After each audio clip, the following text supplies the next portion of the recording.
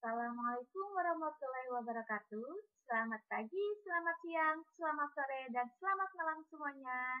Semoga kita semua dalam keadaan sehat dan tetap semangat belajar ya. Nah, coba perhatikan peta yang ada di depan kalian. Untuk pembelajaran PPKN hari ini, seperti gambar yang kalian perhatikan, nah di layar laptop maupun HP kalian, nah kita hari ini akan membahas mengenai wilayah Negara Kesatuan Republik Indonesia, ya. Nah, di sini yang terbentang dari Sabang sampai Merauke. Dan di sini juga kita lihat terdapat 5 pulau besar di Indonesia. Ada Pulau Sumatera, ada Pulau Kalimantan, ada Pulau Sulawesi, ada Pulau Papua, dan juga ada Pulau Jawa. Nah, dari kelima pulau besar ini, pulau dengan penduduk terpadat di Indonesia itu ditempati oleh Pulau Jawa, ya. Dan ada beberapa alasan kenapa Pulau Jawa ini menjadi pulau terpadat penduduknya. Di antaranya seperti yang sudah kita ketahui bahwa ibu kota negara Republik Indonesia terletak di Pulau Jawa, yaitu DKI Jakarta, ya. Kemudian di Pulau Jawa ini juga terdapat banyak pusat pendidikan, sehingga banyak orang-orang dari luar Pulau Jawa yang menimba ilmu di Pulau Jawa. Seperti ada di Universitas Indonesia, ada UGM, ada ITB, nah semuanya ada di Pulau Jawa, ya. Kemudian selain itu, di Pulau Jawa ini juga terdapat banyak lapangan pekerjaan, sehingga banyak orang-orang dari luar daerah Pulau Jawa yang ingin mencari pekerjaan atau mendapatkan pekerjaan di Pulau Jawa. Itu sekilas mengenai wilayah Negara Kesatuan Republik Indonesia. Nah, kita lihat. Nah, untuk negara Indonesia sendiri itu dikenal sebagai negara kepulauan. Hal tersebut ditegaskan dalam pasal 25A UUD 1945 yang menyatakan bahwa Negara Kesatuan Republik Indonesia adalah sebuah negara kepulauan yang berciri Nusantara dengan wilayah yang batas-batas dan hak-haknya ditetapkan oleh undang-undang. Nah, selain diatur dalam pasal 25A UUD 1945, wilayah NKRI juga ditegaskan dalam Undang-Undang Nomor 43 Tahun 2008, tepatnya pada pasal 1 ayat 1. Nah, di sana dijelaskan mengenai wilayah NKRI yang selanjutnya disebut wilayah negara adalah salah satu unsur negara yang merupakan satu kesatuan wilayah daratan, perairan pedalaman, perairan kepulauan, dan laut teritorial, beserta dasar laut dan tanah di bawahnya, serta ruang udara di atasnya, termasuk seluruh sumber kekayaan yang terkandung di dalamnya. Nah, ini ya yang termasuk wilayah negara Indonesia. Ada wilayah daratan, ada wilayah lautan, ada wilayah udara. Dan satu lagi, ada wilayah ekstrateritorial. Nah, siapa yang tahu? Ibu jelaskan ya. Wilayah ekstrateritorial ini adalah daerah yang menurut kebiasaan internasional diakui sebagai daerah kekuasaan suatu negara, ya, meskipun daerah tersebut terdapat di wilayah kekuasaan negara lain. Contohnya seperti apa? Seperti kedutaan besar, ya.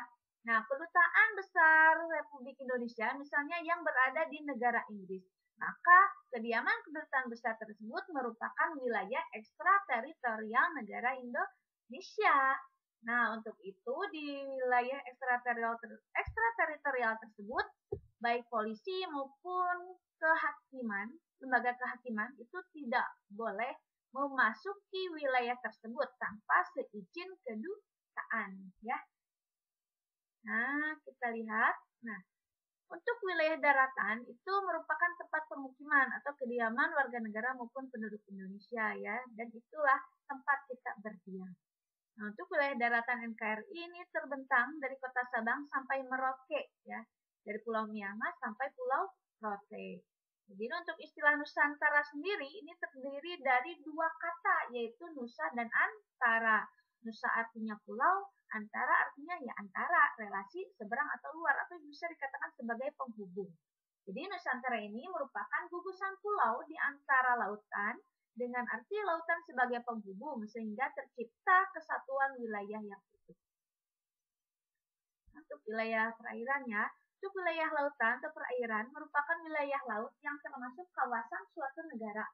Hal tersebut diatur dalam Pasal 1 Ayat 2 Undang-Undang Nomor 43 Tahun 2008 yang menyatakan bahwa wilayah perairan Indonesia adalah perairan pedalaman, perairan kepulauan, dan laut teritorial.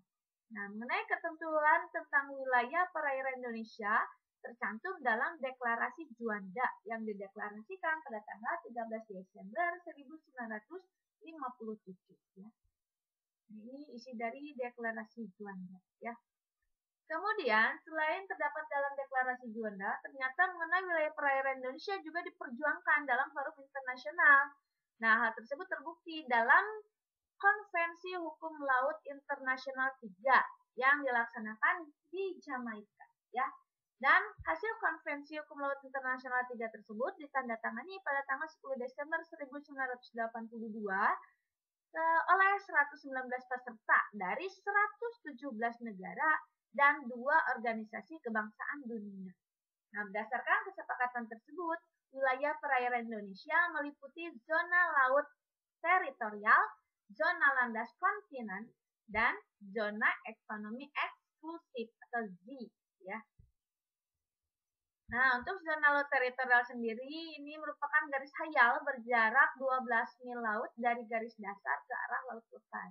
Sedangkan zona landas kontinen ini dasar laut yang merupakan lanjutan dari sebuah benua. Landas kontinen memiliki kedalaman kurang dari 150 meter. Dan landas kontinen diukur dari garis dasar, yaitu paling jauh 200 mil. Nah, untuk zona ekonomi eksklusif, ini yang ketiga ya, atau lebih disingkat dengan Z, adalah jalur laut selebar 200 mil laut ke arah laut terbuka, diukur dari garis dasar. Zona ekonomi eksklusif Indonesia diumumkan pada tanggal 21 Maret 1980. Nah, lalu apa saja yang bisa dilakukan oleh negara Indonesia terhadap zona ekonomi eksklusif ini? Nah, di zona ini negara Indonesia memiliki hak untuk melakukan eksplorasi, eksploitasi, konservasi, dan pengelolaan sumber daya alam yang ada ya. Ini ya, eksplorasi sendiri itu penyelidikan tentang sumber daya alam yang ada di suatu daerah. Eksploitasi yaitu pengusahaan atau mendayagunakan sumber daya alam yang ada di suatu daerah. Sedangkan konservasi itu upaya pemeliharaan atau perlindungan sumber daya alam supaya tidak mengalami kerusakan. Kemudian untuk batas wilayah NKRI sebelah utara itu, nah kita lihat ya, nah di sebelah utara negara Indonesia berbatasan secara langsung dengan daratan negara Malaysia. Kemudian juga berbatasan dengan perairan laut 5 negara, diantaranya Laut Malaysia, Laut Filipina, Laut Vietnam, Laut Thailand, dan Laut Singapura. Ini sebelah utara ya. Kemudian sebelah timur, nah negara Indonesia ini untuk daratannya secara langsung berbatasan dengan Papua Nugini ya.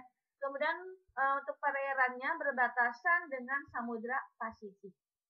Dan kita ke sebelah selatan. Nah, untuk ke sebelah selatan, negara Indonesia untuk daratannya berbatasan secara langsung dengan negara Timor Leste. Kemudian berbatasan dengan Samudra Hindia dan juga berbatasan dengan perairan Australia. Nah, kita ke sebelah barat. Nah, negara Indonesia di sebelah barat berbatasan dengan Samudra Hindia, kemudian berbatasan juga dengan laut negara India. Nah, itu batas-batas wilayah negara Republik Indonesia. Tolong dipahami ya. Nah, nanti jika ada pertemuan tatap muka secara langsung di kelas, nanti Ibu tanya satu-satu ya. Nah, coba kita lihat di sini ada peta pulau-pulau terluar NKRI. Ada Pulau Rondo, Pulau Berahala, kemudian Pulau Skatung, Pulau Nipa, dan pulau-pulau lainnya. Nah, ini pulau-pulau terluar ini terlihat sangat kecil dan pulau terluar ini sangat rentan ya dijadikan sebagai ajang sengketa dengan negara-negara tetangga. Jadi negara Indonesia punya pemerintah itu harus ekstra perhatian terhadap terhadap pulau-pulau terluar ini ya. Ya, terima kasih mungkin sekian penyampaian materi dari Ibu. Terima kasih atas perhatiannya. Assalamualaikum warahmatullahi wabarakatuh.